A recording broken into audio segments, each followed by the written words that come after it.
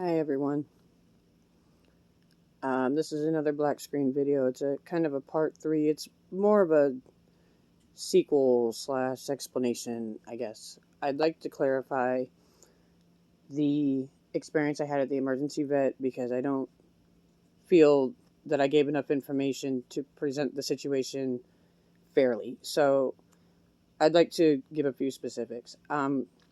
When the vet said they were at capacity, what she meant was he was stable enough where it wasn't life-threatening at the time, and they were very, very busy that night. So she literally didn't even have a place to put him to wait his turn, and she had way more pressing emergencies that were life-threatening with other animals. So the fact that she was up to her armpits in medical emergencies, and she still found 5 minutes to come out and just briefly examine him, I felt that the way I told that in part 2, it may have given the impression that she didn't really give him attention, and that is not true. So I do apologize if I wasn't clear on that. Despite the fact that she was so busy, she found the time to come out to the lobby and just briefly look at him. She also did kind of clean his eyes very quickly, talk to me for a few minutes. So, again, I did not mean to give the impression that the emergency vet was neglectful. She was just very, very busy. And when I was in there at that point in time, it was not an immediate life-threatening situation. They were very busy that night. So I'm trying to remember the name of the place. Their emergency, so they're open at night. If you're in the North Tampa area, it's the veterinary clinic behind the Bank of America on Bears, by the interstate, by the bypass.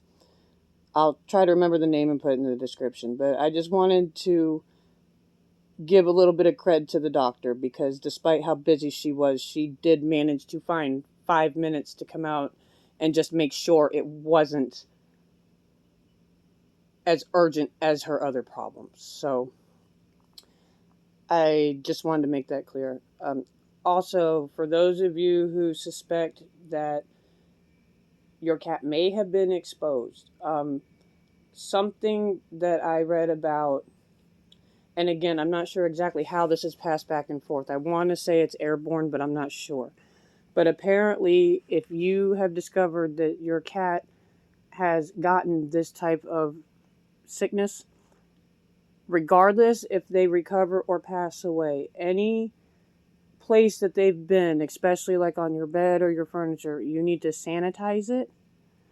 I read that on the internet. That did not come from a licensed professional, but I guess apparently it is possible for them to be exposed. Like, for example, if they were sleeping in the bed with you and then you find out they had this disease, make sure that you change your linens if you have other cats that jump up on the bed, that kind of thing. So again, I do want to apologize if I presented the emergency veterinary situation as unfair light on her part. She actually did what she could.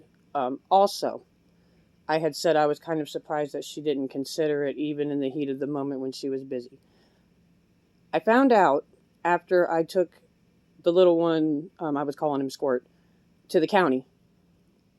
I actually called that emergency vet back and told her my suspicions and told her that I did get him to the county and I thanked them for their help.